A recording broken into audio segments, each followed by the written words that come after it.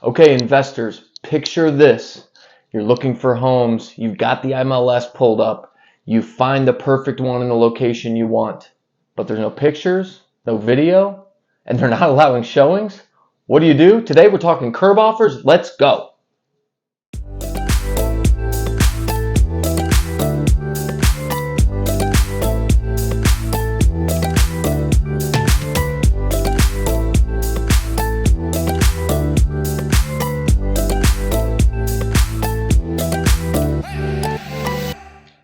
Okay, what's up, everybody? Welcome back to the channel. It's your favorite real estate team, Dave and Josh with the Greathouse Team and Remax Above and Beyond here in beautiful Cleveland, Ohio. Dave, we're talking curb offers. Woo! We get these calls every week, don't we? It seems like a never-ending battle. What you got for us? Just got a call this morning. A gentleman says, Dave, found this property on the MLS. You sent me the link. There's no pictures.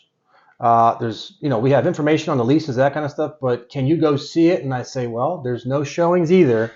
And curb offers are the only way you can get that property under contract. So, like I said, I mean, we do get these calls quite a bit, but I don't think it's anything to be scared of. And I know it seems silly, like, would you buy a house without ever seeing it? And would you buy it without, not having any pictures? I know you're considered out of state. Like, it is crazy, but it can be done.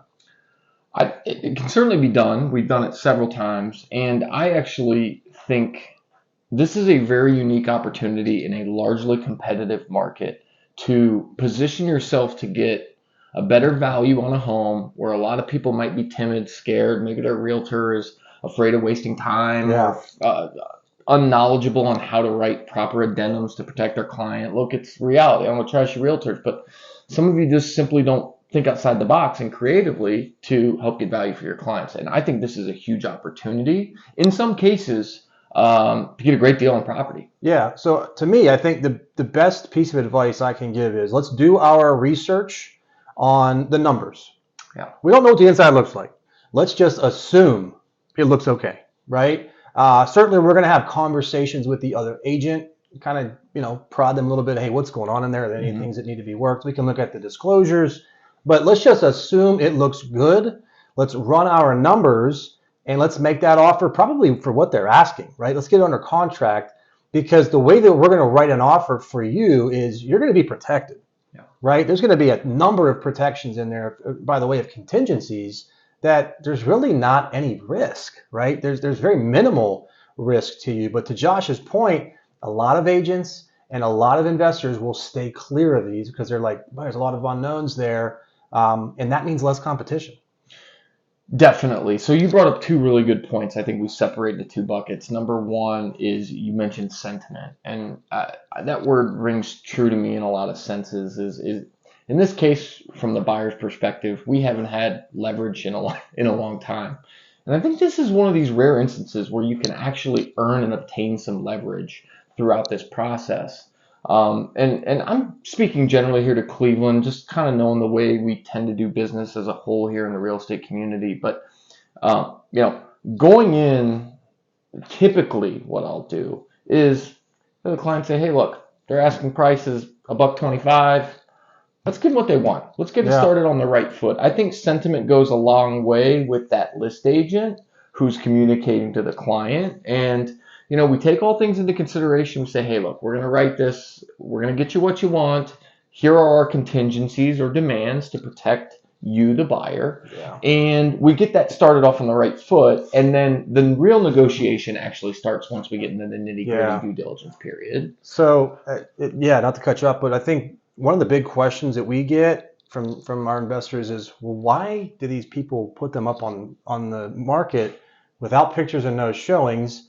And picture, if you will, you're a tenant and you're paying $1,200, $1,300 a month to live in a duplex.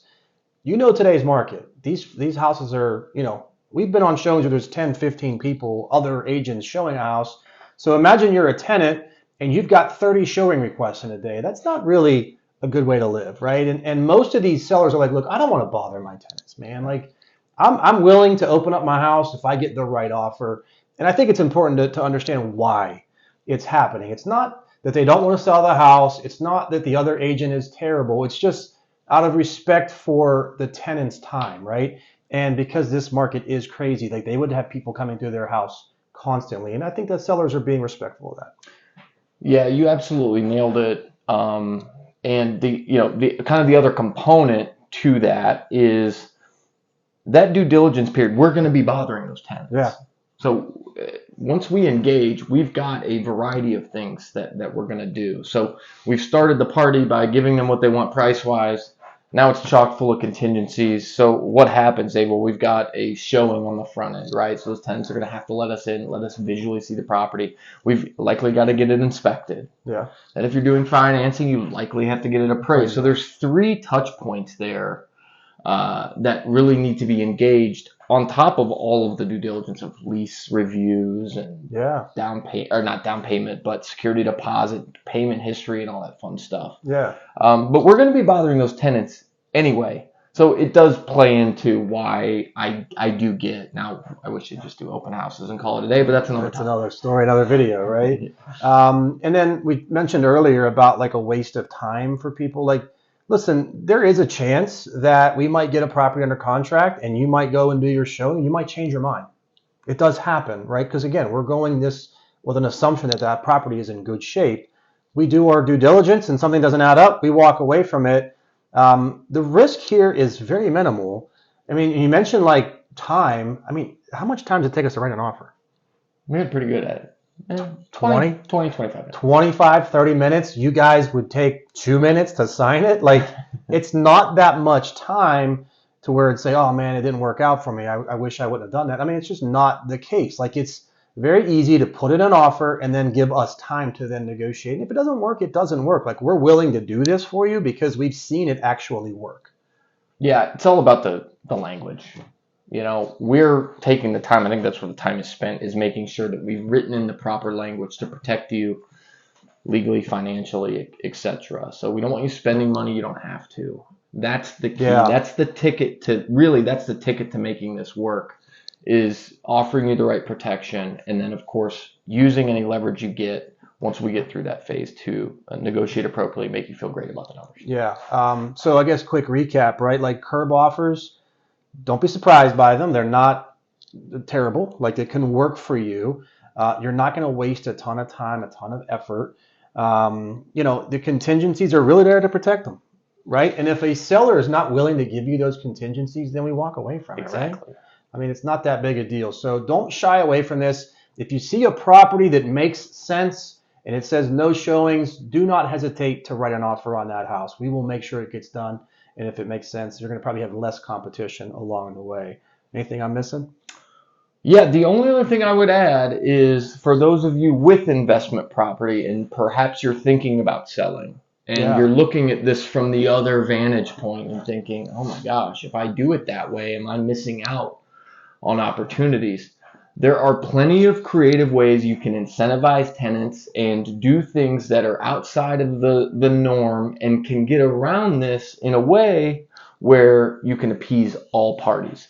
We won't get into the intricacies of that, but we are more than happy to discuss that. I think that might be another video. Nice idea. But there are ways to do it where you can maximize your net proceeds in that sale if you just get a little creative. Yeah. Let us know in the comments, right? Would you buy a house sight unseen? Would you submit a curb offer, now knowing what you know from this particular video? We'd also appreciate it if you would like and subscribe to the channel. And as always, our information is in the description box below. You can reach out to us directly when you're ready to buy or sell your great house.